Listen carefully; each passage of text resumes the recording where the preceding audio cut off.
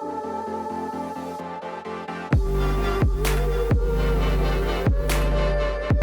to the Fit Dads podcast with me, Brad Thompson, and as always, Ryan Dutton. And today we've got a guest whose courage and positivity is going to stick with you for long after this episode ends. Sam Bagshaw is a creator, advocate, and all-round good lad who's taken something many see as a barrier and turned it into a superpower. From viral TikTok moments that have inspired millions to spreading his empowering message of don't let stammering stop you. Sam has shown the world that your voice matters exactly as it is. So Sam, today we're going to talk about the reality of what it's like living with a stammer, how he built the confidence to share it with the world, and hopefully the ripple effect it's going to have for kids, parents and adults everywhere. So Sam, welcome to the podcast, mate. Yeah, I really appreciate you inviting me to it. I'm always happy to help in any way I can, and if I get opportunities like going on a podcast and like especially spreading the awareness out there, I'm always going to take the opportunity. So yeah, I'm really happy to be here. And this is the first in-person one for you, is that right? Yeah, it is. Yeah. Local lad, so Yeah, why not? Yeah.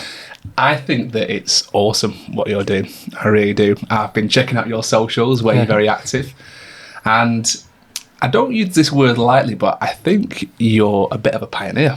I really do, because you're paving the way for so many people that have got a stammer and just have that lack of confidence about putting themselves out there, going on social media. You've 100% leaned into it, right? And you've just gone, you know what? I don't care. I'm just going to go for it. And there was a really nice video I was watching where you were talking about how this isn't really for anyone else. It's also for you as well.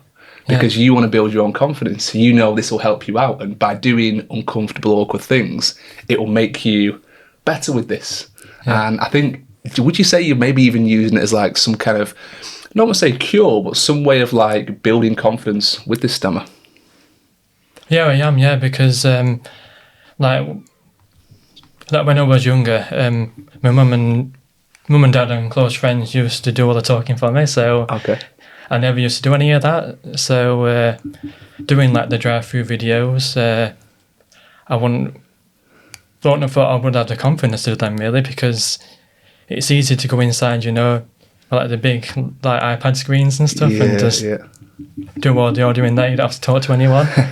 So I'm showing that I still want to do the drive-throughs, and it's not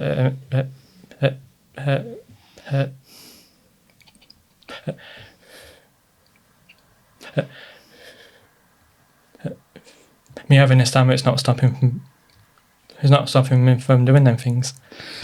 You talked about obviously when you were a kid and your mum used to jump in, or other family members would talk on your behalf. Is this something you've suffered with literally from birth, from a kid? Is it something that developed over time? How did it start? Yeah, it seems like I've always had it. When you are like really young, I probably didn't like realise as much or know about it. But when I was old enough, that's when I went into speech therapy. But I think same with that. I think I still didn't really understand it, because I didn't really know anybody else that had a stammer. So I was like thinking to myself, why am I struggling like to talk and stuff, and no one else is? So yeah. What did the speech therapy do for you? Do you think that really helped you out in terms of giving you, I guess, strategies with talking?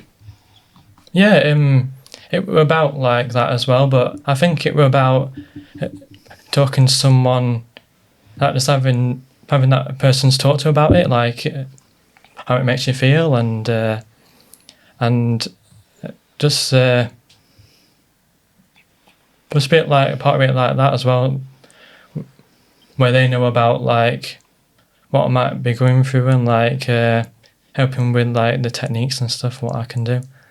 I guess it must be really isolating, because you have got this thing that everyone else can do and you're kind of struggling with, and no one really understands, do they? There's no one you can really talk to unless someone's got the same, stammer as you, or struggles with talking. Were you put in touch with like other people and other kind of people who were struggling with stammers and similar things? It was just it was just like a one-to-one thing. So it took me a long time to meet my first person that as a stammer as well. Really? Wow. I did go to a speech therapy group where they said the people that they have one-to-one, they're going to put you all as a group and see how that goes. And they tried that, and that got me to meet other people, so that were good. I think that's a brilliant idea. I think for me, it seems like a bit of a no-brainer because you want to get comfortable talking in a group, not just to one person. Yeah. You know, what better place to do that with other people that get it and actually understand it, and they're probably, you know, patient enough to kind of give you that time to really work on you as well. Yeah. I'd love to know, Sam, if there's a parent listening who maybe knows someone, or maybe even their child who they maybe suspect is struggling a little bit with the speech. What sort of message could you give to them, or just the next steps to help them along, really? I would say to try and like talk to them about like how it makes them feel, like if it is like affecting their confidence, because I know myself, if I didn't have a stammer, I think I would still be like quite like a quiet person, shy person, I think.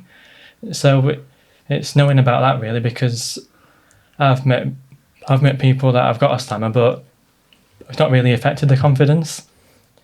So if it is affecting the confidence, then I would say, if they have any hobbies or interests, because maybe they can join something that they know when they're joining it, other people like the same thing that they do. So I think that really helps, because they're able to talk to people about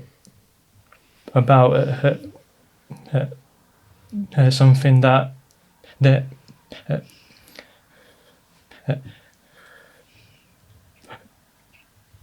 something that really like to talk about as well. So that's always going to help.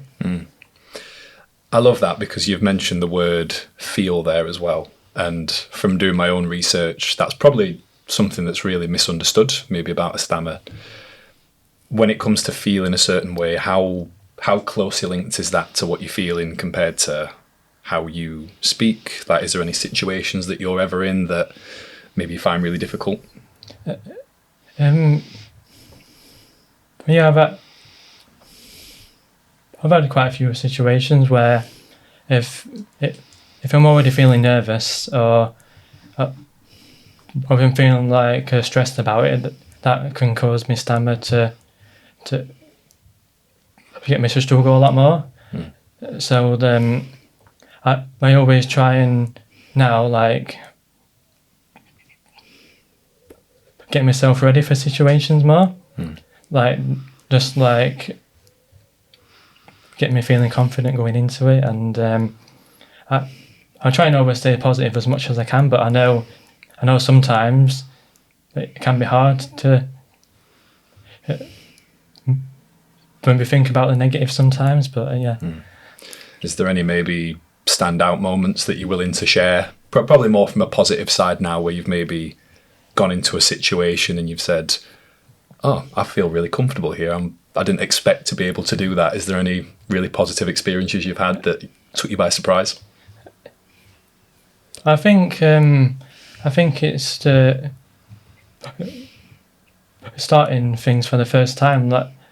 Like when I started going to the running club, I was nervous about it, and how many people might be there, and when I got there, everyone were welcoming and they were easy to talk to. So that was a bit like I was really happy at the end of it, thinking to myself, I'm really happy that I joined, because I've always been like running. I've always been like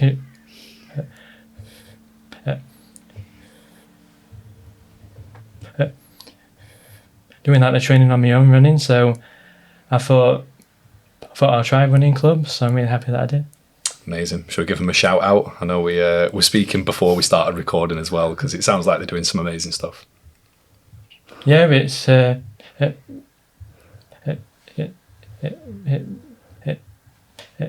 it's a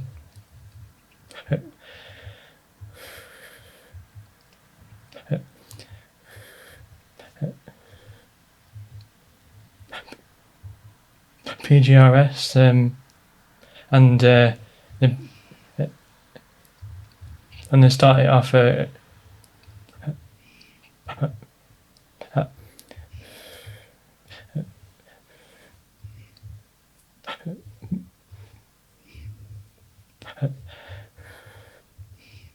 Crystal Peaks, and you can do a 5k or a 3k. So yeah, love it. I know one of my clients, Kate, goes there, and she speaks volumes about it. So shout out to Kate.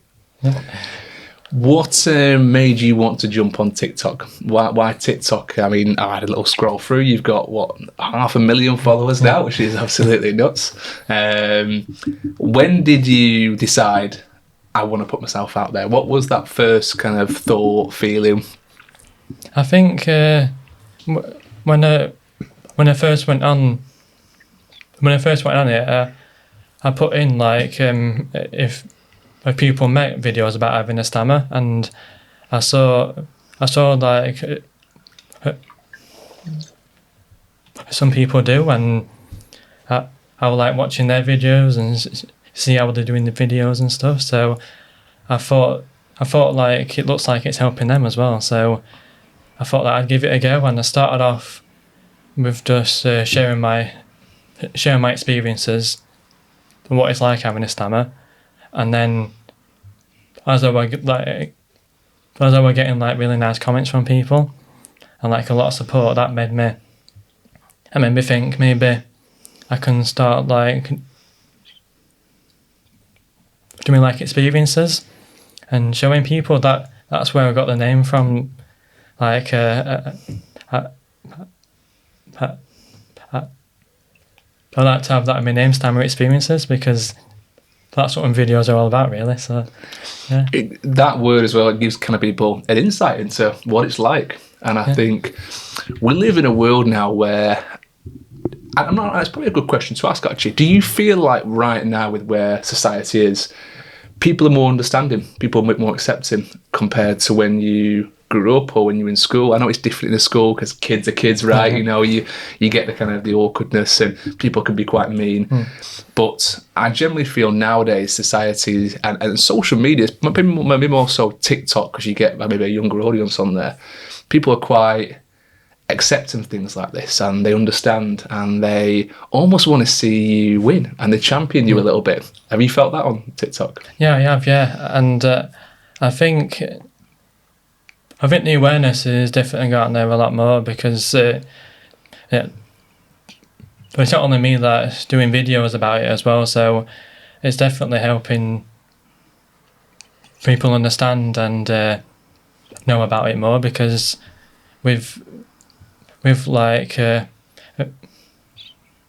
going places or doing anything, talking is like the main thing for everything. So it can be hard and challenging, but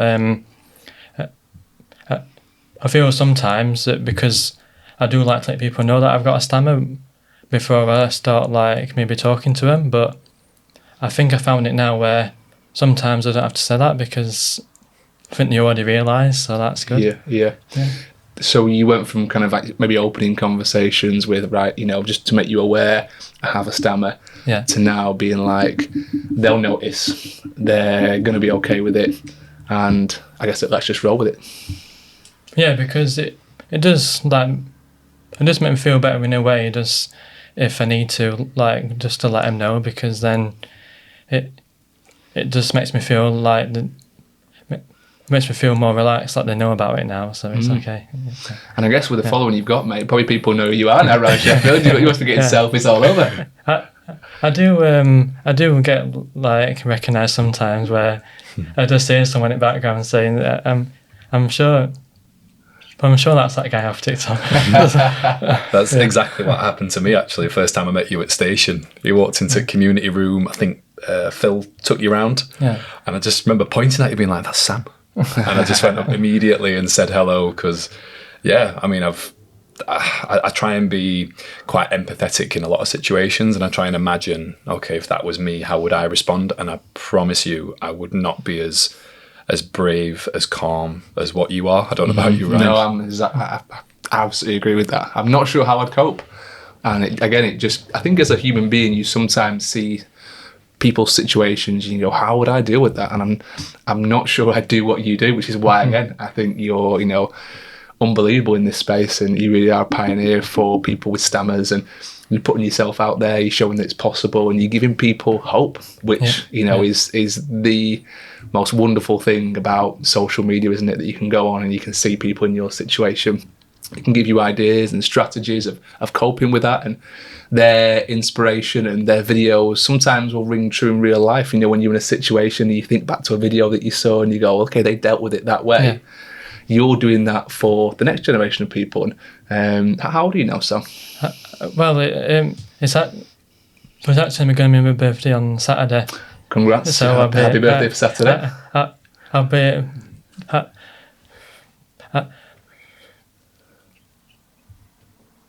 I'll be turning 29. So. 29. So for people who are in the early 20s, people who are in the teenage years, and they've got something similar, they can see this guy who's on social media and he's accepted by the world. This is something that I'm going to lean into too. So like I said, you really are giving people a lot of hope around kind of stammers and things like that.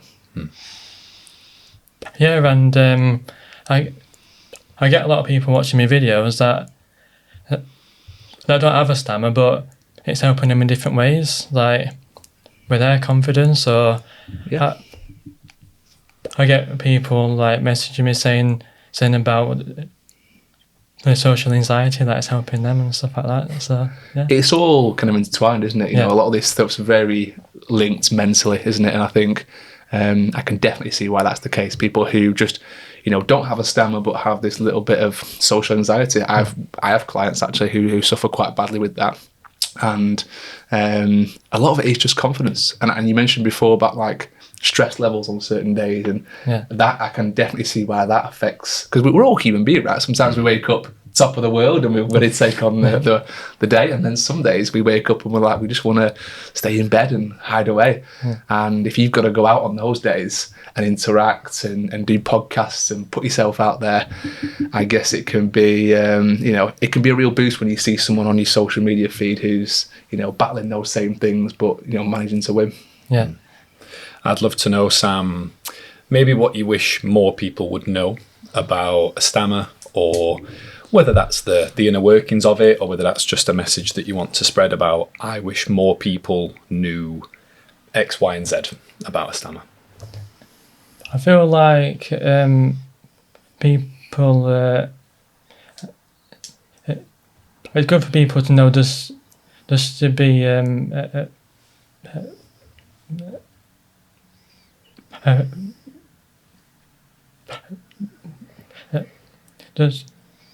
just for people to give them time and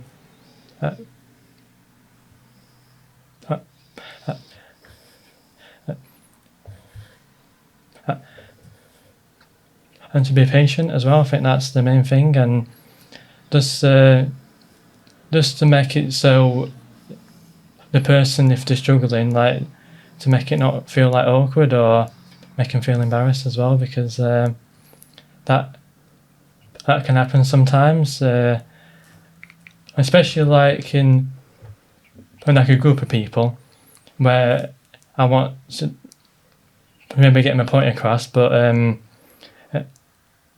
with people talking, it might have already gone past that point where I'm going to say something. So I think talking in groups can be difficult, but it's just getting people to understand that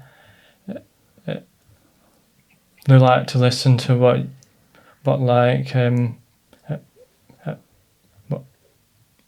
I've got to say and stuff, and understand that it might take me a bit longer to get my words out. The inner nerd in me wants to understand some of the techniques that you use. Am I right in thinking it's the Maguire technique? Have I got that right? Yeah, I have been on that course before, yeah. Okay. Yeah. So when it comes to what people with a stammer can commonly do as ways to help, I notice with yourself it's a lot of like calming breathing and stuff like that. What's that process look like for you, Sam?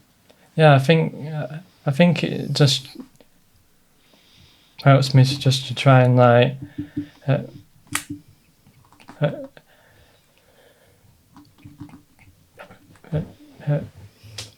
just to feel relaxed, and it can help to instead of, because sometimes we're struggling, like it can, we think that way can be faster at getting your words out, but if you just take your time and like relax, that can be faster. And I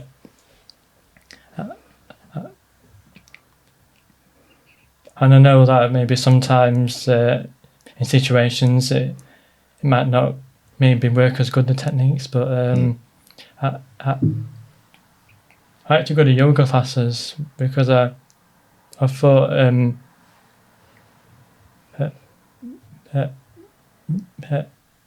that could be something that maybe helps, because that's to do with breathing. Want to feel relaxed and to take your mind off things. So I really enjoy doing that, and I think that's helping me. Love that. I've shared my yoga story already. I'm not going to revisit that one. I had a mishap in a yoga session where I might have let off a squeaky one. And that was definitely embarrassing for me. But one thing I will reiterate is that definitely yoga, even for me, I used to float out of those rooms. And I'd never really done yoga before, but I was always gobsmacked at how much it not only relaxed my body, but my mind.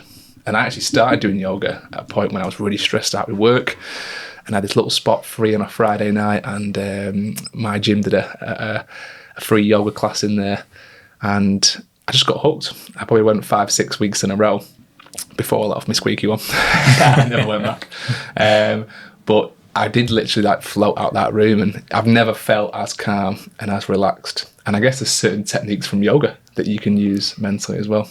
Yeah, and the classes that I go to, they're in the morning as well, so I think when being in the morning, it's a good way to start the day off. Yeah, you can feel that positive energy. Yeah. We say that about like training sessions as well. There's no better start to the day, because if you've had a good training session in the morning, you're more likely to follow your diet, make good choices, maybe go out for a walk later on. You've started the day on a positive foot. Yeah. So yeah, I get that.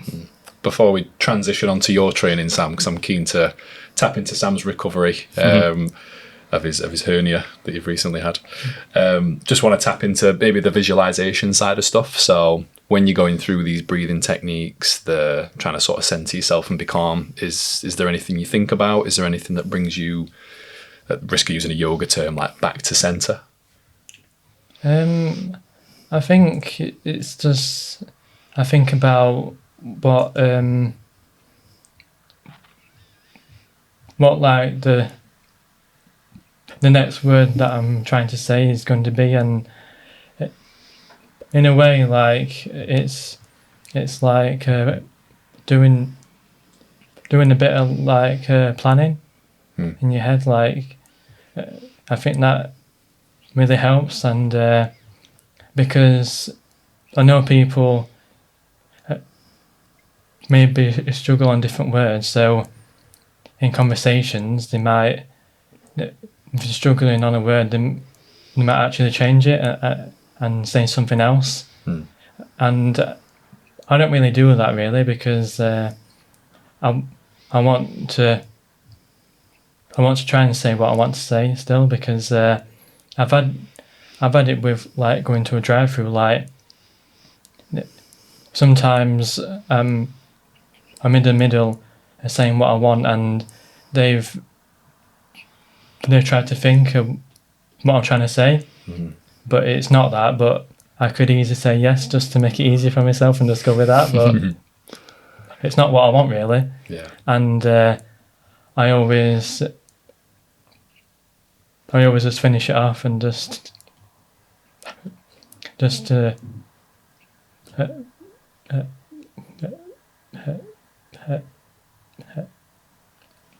her know what I want. So yeah.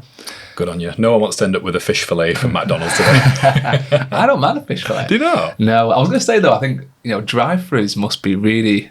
There must be certain situations, maybe where you can't see the person, where you're on the phone or like a drive-through, and they're not really sure what's going on. Yeah. Because they're obviously expecting someone to talk. You've got a stammer, and they might have people thinking there's some kind of connection issue. But when you see someone in person and you see someone with a stammer, I think generally people are more accepting. They know what's going on. They know how to approach that. So I can see why that situation and others might be a bit of a minefield. Yeah, because I'm not sure if they would. I'm not sure how to do the training really with drive-thrus, talking to people. I don't know if that's something that they get maybe trained. I'm not sure. Yeah, no. Yeah. I mean, it must be because how many people have stammers, speech impediments, things they need to kind of be aware of. But I like the fact that you're also going through the drive-thru, because it'd be quite easy to go, I know, I'm just going to go inside and get my point across there. But, again, you're this very, very confident person who's just got a little small issue that they're battling. And I love the fact that you don't change your word. That's awesome. Like, you still want to get your point across. And you're still sticking with your food order, because God forbid you go with something that you didn't really want and you sat there and, oh God, I didn't really want this. Because then I guarantee in that moment as well, you immediately feel bad about yourself, don't you, when you do that? Yeah. And you've probably done that in the past where you've said the wrong thing or just gone with what someone else said, and you've just been stuck with a meal or a thought in your mind, and you probably beat yourself up going, no, I need to be stronger. I need to be stronger. And, you being here right now on this podcast, that's you being stronger and doing it and being like, you know what, I got offered this opportunity to go on a podcast. I've got the opportunity to make TikTok videos. I'm going to roll with it, and I want to do it because it's for me. Yeah. 100%. Is there anything you could... This is quite a deep question. I know I promised I'd transition into Sam's training, but I'm really curious to know maybe what you'd say to yourself when you were a younger lad at school, maybe like under 10 years old. Is there a message that you'd like to send to Sam at 10 years old? I would definitely say that I'm not always going to be like how quite unsure that I was, and that I am going to talk more and have a lot more friends and go out there and try different sports and stuff, because I'm really into sports at school, but I didn't have confidence to join them after school, which probably I really, really enjoyed, but I just with the people that maybe go to them, I was just thinking that I don't like know them and stuff. I don't know how they're going to be, so I would say that to myself, that I'm gonna do all different experiences and just really enjoy like doing all, like if I want to go to the gym or if I want to start a running club, then I am going to them. Yeah. Beautiful. It's almost like kind of, I guess, maybe for you making up for lost time a little bit as well, feeling like maybe in your, teenage years or early years, you didn't quite join that football team. Yeah. Now you're on this mission to be like, fuck it, I'm going to do everything now. I'm just going to say yes. You're a bit like, is it Yes Man? That Yes movie? Man. Yeah. Is it Jim Carrey? Jim Carrey, yeah, where he has this thing where he just goes to this seminar, and it's a bit of a cult basically. And they teach you this technique of just saying yes to everything. And his life goes from being very boring, working an office job, to being like the craziest, wildest life ever, because he's just saying yes to every opportunity. You remind me of Jim Carrey and Yes Man, of like, no, this is it. I'm going to do everything now, and this is not going to stop me. It's a superpower, not a crutch, and I'm going to kind of lean into it. And again, I've said it a few times, but it's you're a pioneer probably more so than you realise for a lot of the people with this, for sure. And I think the fact that you've got such a good following online shows that people, because all those people haven't got stammers, right? Some of them are just people who talk normally. And I think for sure in something like this situation, they're definitely leaning into that as well, and they said, you know what, we accept it, we get it, and we understand, and probably want to learn a little bit more about it as well. Yeah, because I do get like messages from when people are saying that their daughter or son really love my videos and they've got a stammer, so it's really helping them see someone that's got same as them. And that must be so rewarding. So nice to get those messages. Yeah. It's I warned Ryan. I said this will probably choke me up, sort of saying this, because I've got a friend who, when I mentioned you were coming on, they also have a friend whose child is struggling a little bit, and I mentioned, I'm like, I'm sure Sam's definitely going to make a big impact to that, and them as a parent can be quite defensive and deflect, and like you said, finish the child's sentences sometimes. And so I mean, again, I'm having to be really careful. I told Ryan that I'd struggle a little bit talking about that, because I can't imagine, I mean, obviously we've got kids, I can't imagine how frustrating it must be for such a young kid who wants to say something but can't, or you're struggling to. But I guess as well, like as a parent, you just want to do the best for your child. I think when they're young, you don't want them to feel that embarrassment. You don't want them to be nervous. You don't want them to have to go through those awkward conversations. So you think you're doing the right thing by jumping in, and you think you're kind of helping them out. But actually, in the long run, you're probably just, would you say, enabling it a little bit, because you're not giving them that opportunity to say what they want to say. Yeah, that's right there, because that were like where my mum and dad would maybe like help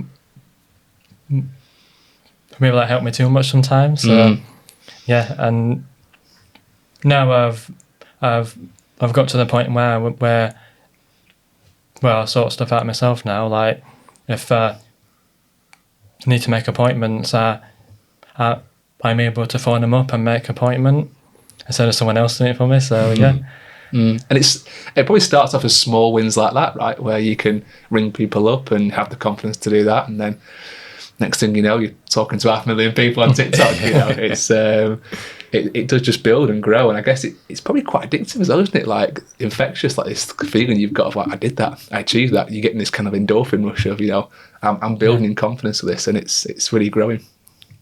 Yeah, because I feel like that when, I don't know if you've seen the videos where I go up to people and just start talking to them. No. Because when I do that, and it's been really positive, like I've had a really good conversation with them.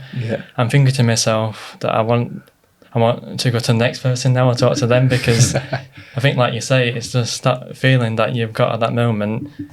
You just want to keep on going as long as possible. It's like a drug, right? You get this little endorphin rush, and it's like a bit no different to the run club, right? When you do your runs, you feel great afterwards. You get this little adrenaline rush. I can see why that would be exactly the same. Yeah, cool. How do you decide who to talk to and who to approach then, Sam? Is there anyone you just go off a gut feeling, or is it people that walk down the street and you're like, not fancy talking to you today? Massive blokes with tattoos and a ball and anything. I'm not sure about him. He might not be out. I mostly, I don't really do just one person by themselves. I mostly do like couples, or like I've done like when there's been like 3 or 4 people, and I think it's just when you might be able to hear them talking before you go up to them, like how they are with each other, and like I have always when I go up to people, every time I've done it, everyone's been really nice. So I'm always picking the right people. So Trust your judgment for sure. I've missed these videos. Sorry. So what do you do? You go to is it just in town in Sheffield? Do you go to people in the street? I do. I always do it at Rother Valley. Rother Valley. Okay, cool. Why Rother Valley? I think it's just because I know people are just going for a walk, and I'm not really like they might not be like really busy or anything like that. Or, Yeah. It's actually a great idea that year. I'd like to say, generally, every time I go to Rother Valley, people are pretty positive. Everyone's saying hello, nodding their head. It's a great place to go and do it. Yeah, at a park where people are on a leisurely stroll rather than in town. They don't want to be bothered, get out of my way. You know, you've not seen me running, mate. I do not look approachable. I'm sure he's not stopping runners. One of the most recent ones that I did, I got it on the end of the video that you can hear it as well. He actually said, I'm actually on a first date with her. Oh, really? So he said, "Oh, you really helped me out," because it's probably got him like talking about something else, because he might have said that about like he might have been running out of stuff to say to her maybe. So it's a talking point. I'll be up to Mark with it. Yeah, brilliant. That's really cool. We mentioned speaking about your own training at the moment. I know you're recovering from your hernia op. Yeah. How are you feeling? Yeah, I'm feeling good. I'm definitely coming to the end of the recovery. So last Thursday, that was my first time going back to the running club. So I just after that I wanted to see how I felt with it, and I felt all right. So I'm gonna go back to that this Thursday.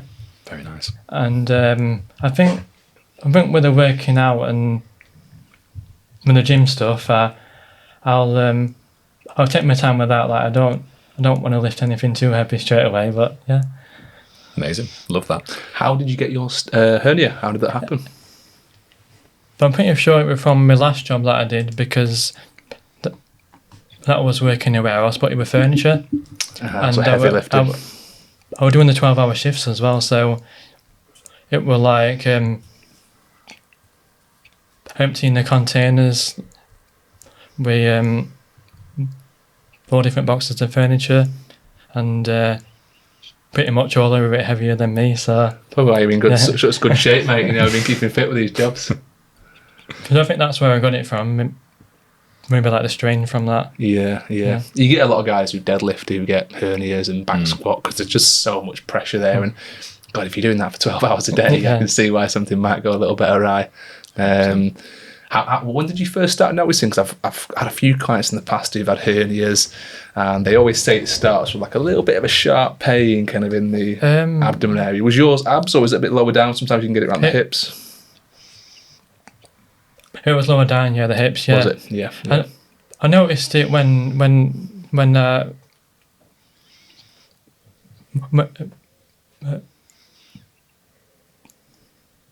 I just came out of the shower, and you could see it like a lump. A visible lump on the surface. Yeah. Wow. Okay. I was thinking like, what's that? Because I was ruining about it at first because you don't know what it is. Yeah, and then of course. Went to doctors and they pretty much confirmed that it's a hernia. So. Okay, that's good, because lumps on the body we're told are like, something you want to be very careful of. Probably because you're so lean though. I mean, a lot of people when they get hernias they don't notice it, but because you're leaner, I imagine that's probably why you saw it raised up. Yeah.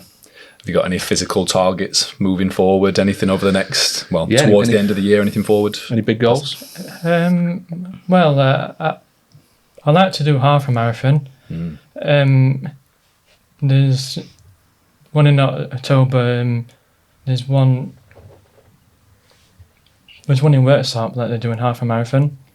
Or there's November in Leeds, I think. So I don't know which one I want to do with them yet, but I won't mind doing a half marathon. Yeah. Sounds good. Would you ever consider the full, or is it just tick off the half first? I always ask this question. I've actually done the full one already. Have you? I've done a full marathon. Nice. Wow. I did the Brighton one last April. Amazing. So, wow. Yeah. I'm jealous, mate. I really want to do a marathon, but I've been plagued with bad knees this year. I'm going to shut up that one because I feel that's all I talk about. But have you done the Sheffield half? No, I've not. No, I've done like around like the Sheffield area, like the 10k events and stuff. I've done them. Okay, because the Sheffield 10k it's not too dissimilar to I think it's part of the same route, isn't it? You just go around the back of Endcliffe Park. That's actually coming up. I think it's end of September, isn't it? I think the Sheffield on that. You do it. I get FOMO every year. I think I'm just going to sign up to Sheffield 10k and just get it done.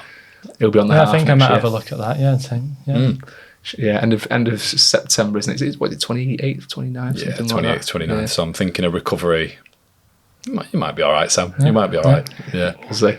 How did that first run feel back, by the way? I'm dying to know. Well, I just instead of doing the 5K, I went for the 3K just to see how I felt. So,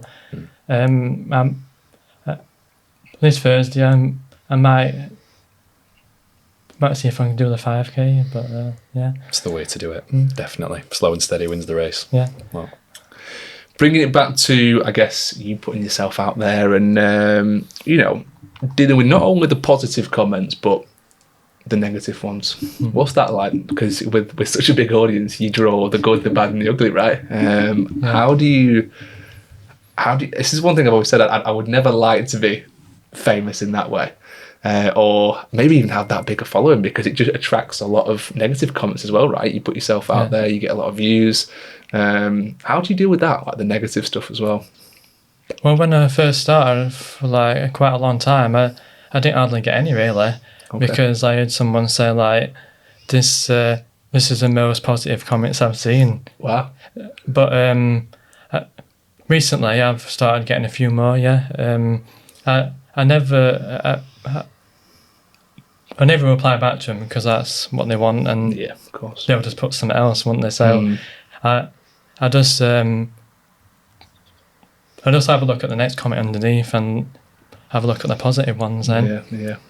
Or sometimes if they like something that I really don't like what they've said, like you can just like delete the comment anyway. So yeah. You should be like Brad. We had this conversation last episode. Brad's a big blocker. He likes a good block. Maybe you need to get on the blocking. Serial blocker. I just think social media, it can be what you want, and if you can filter it to be, this positive place where everyone wins, then why not?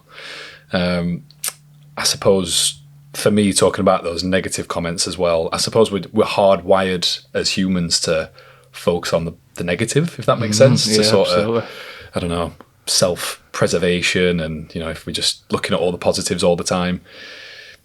When you were growing up, were there any particular comments that stick in your head that were a bit of a turning point for you? I think it's like maybe when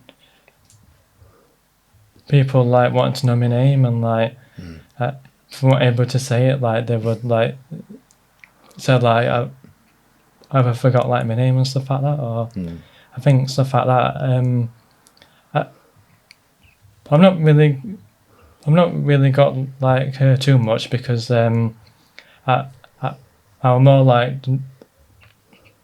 just getting on with stuff and staying away from like a lot of people really, and just I really found that helpful.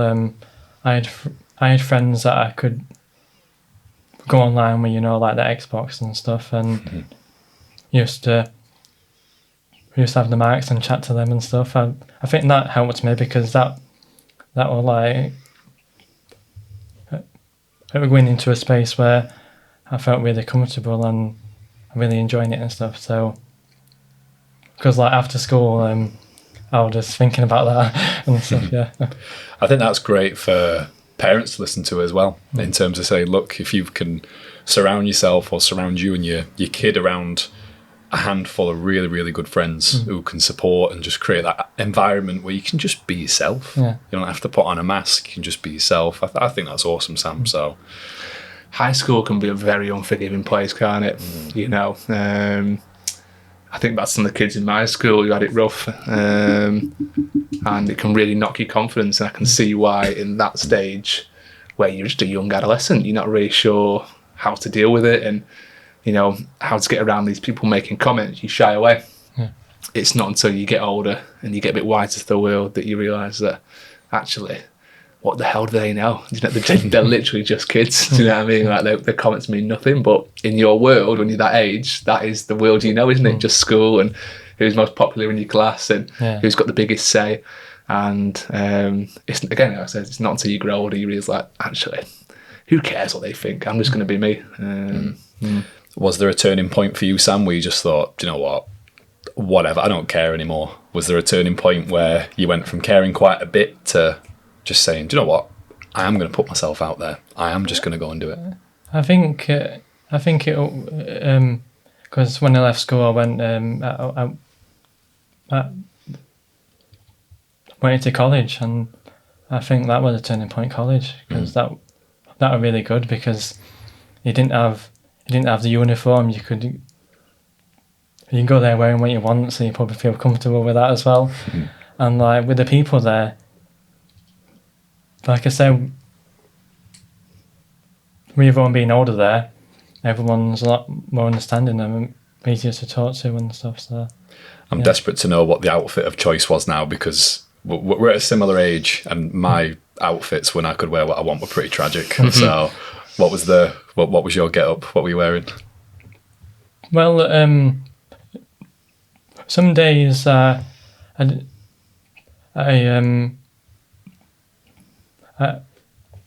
really wear the best of stuff, because I did like a few like bricklaying there, and I did like landscape gardening and stuff, doing all the gardening things. So there was a lot of times where I didn't want to wear my best stuff because of that as well. So, that's fair. Yeah, it's close to my heart. Brickwork. My dad were a brickie, and I know it well. So, do you ever fancy that? Ever fancy picking that back up again? Any brickwork, landscape gardening? I think definitely. I've always been into doing gardening. Like I always like help my grandma in her garden. She always has jobs for me to do. So yeah. I saw you painting the bench, was it, the other day? Yeah, I did that, yeah. Oh, good on you. I've got a few jobs, mate, if you don't mind. Before you go, I've got a few patio is clean if you want to go get the pressure washer on there. A few little flower beds that need planted. I'd love to maybe ask about a dream experience for you, Sam. So you've done some cool stuff. I've seen some of your videos. I know you've met Hoppo from the football side of things. You've obviously been to a handful of gyms and done a couple of bits and bobs. Is there a dream experience that you'd love to reach out to? I think you were at Mercedes-Benz recently as well. Is that right? Yeah. Yeah. Is there a dream scenario for you?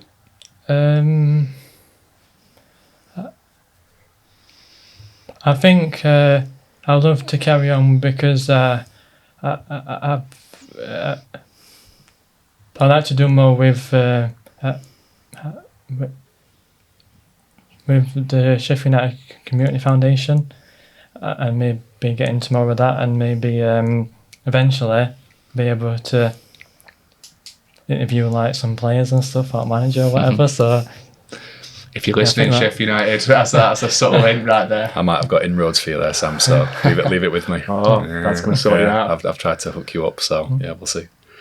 I mean, Ryan, have you got any questions before I transition into some future comments for Sam? No, hit me up. I want to hear your questions. That even intrigued me. Amazing. So, Sam, for me, I'd love to look ahead for you in terms of what's next. I know you said you're 29. Is there any ambitions when you get into your 30s? How do you want to influence, continue this growing influence that you've got? I think I'm really into my travelling. Like I've had my last holiday that I did. I did a solo holiday, so went on my own to Spain and really enjoyed that, because I wanted to do something like that to show to myself that I can do that on my own. Like I can go to the airport and sort everything out and do all the talking, and when I get to the hotel, like sort all that out and stuff. So a really good experience. So I'm definitely planning on going somewhere else on my own, and I do like to do like maybe a few days in Manchester or something, or go down to London on my own and stuff like that. So I think in future I like to do all that kind of stuff with the travelling and all that. Yeah. Stammer experiences on tour. On tour, I like that. Yeah. How have you found how have you found it with foreign people and the Stammer? Are they quite accepting? Did you have any issues over there, or was it kind of pretty much similar to over here? I feel like everything was all okay. I understand that sometimes they might not have known what were going on really, but they didn't like change anything. They were just waiting to say, like, if I wanted to order a drink and stuff like that. They just wait to say what I wanted still. So I guess this isn't like a UK only thing, right? This is people suffer with this across the world, and I'm sure your following online is global as well. I'm sure it's not just isolated to the UK. So I'm sure when I was abroad, I think it was last year, same thing. I remember seeing someone with a stammer or a speech impediment. I can't remember one of the two, and having that same thought and thinking like, wow, this is something that people suffer with in every language, every nation across the world, and it's not just unique to us. I read something the other day that said scripts are written from a young age, but it doesn't determine our story. And I sort of thought, that's really cool.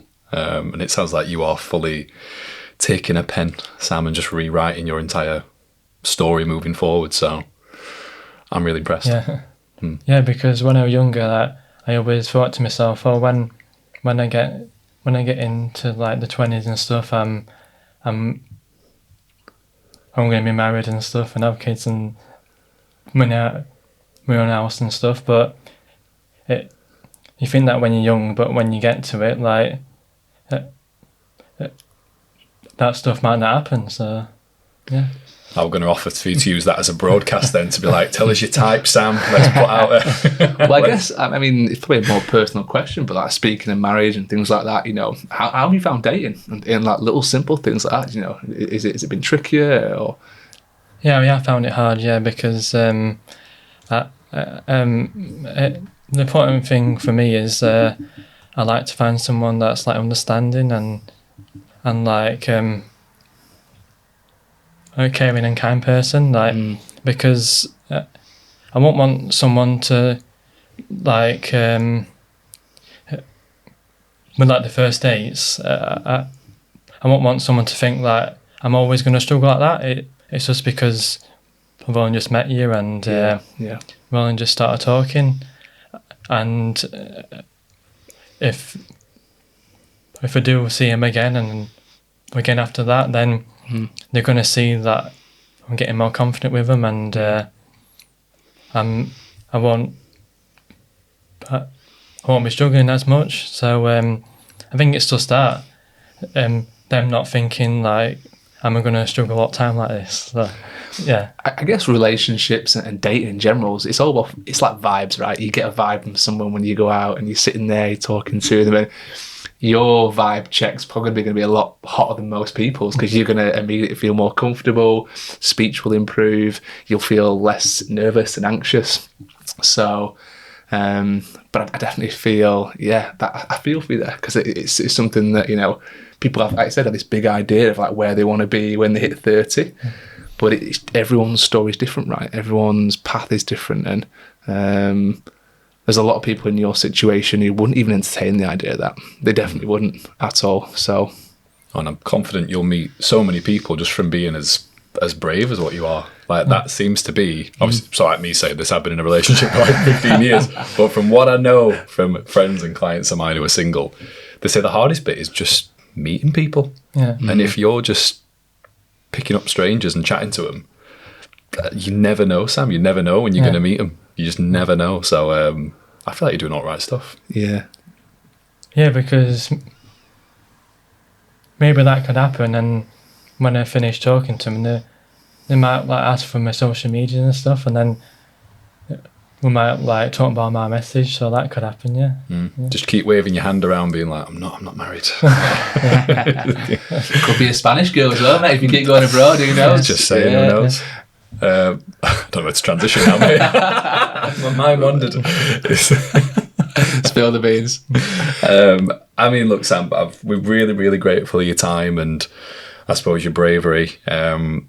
One thing that I'd love to potentially bring it home with now is how people can maybe seek support and how they can seek help. Are there any services that you found really, really useful, ones that you're comfortable recommending to people? I would say definitely think about maybe like speech therapy that's out there, because there probably is a lot of different ones, and just find one that like it sounds the best and is best for you. You can give that a go, or maybe I've known people that have actually started videos because of me, so people could maybe try that, and that's a way to help yourself. Just give it a go making a video online, and yes, that's what I would say as well. Put yourself out there, face those fears. Yeah, definitely, yeah. Love that.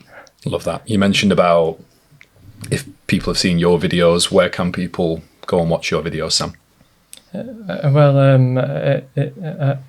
It's mostly on my TikTok Stammer experiences, and I do post a lot more Instagram, and now as well that's just my name, Sam Bagshaw. So been getting a lot of support on there, and I do post stuff on YouTube as well. My YouTube is just Stammer experiences as well. So love that. Yeah. I've had a vision for Sam's future. I can genuinely see you stood on stages speaking to hundreds of people. I really, really can, because I think just what an immensely brave thing to do. And look, I mean, I don't know if it feels like nearly an hour that you've been sat here chatting to us, Sam, but like, I'm super grateful. I don't know if you've got any closing comments for Sam, just to I guess you don't need to hear it from us, but just keep doing you, man. Really, like, just keep putting yourself out there, keep inspiring people. I know you're not going to stop anyway. You know, you just like Brad said, you're just scraping the surface of like where you're going to go with this, and who knows, maybe on stage one day sharing your experiences.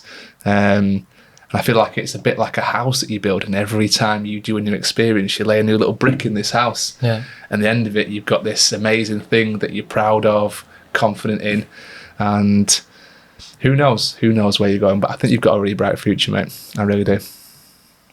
Yeah, thank you, and it's been really good doing this podcast, because it's definitely something I like to get into doing more. So yeah. Brilliant. Well, we've got a few little strings not be able to poke, other podcasts we could get you on. So we'll keep you in the loop for sure. Yeah. Love it. Sam, thank you for today, man. Really good. You. Appreciate it. Yeah. Thank you, mate. Really, really grateful.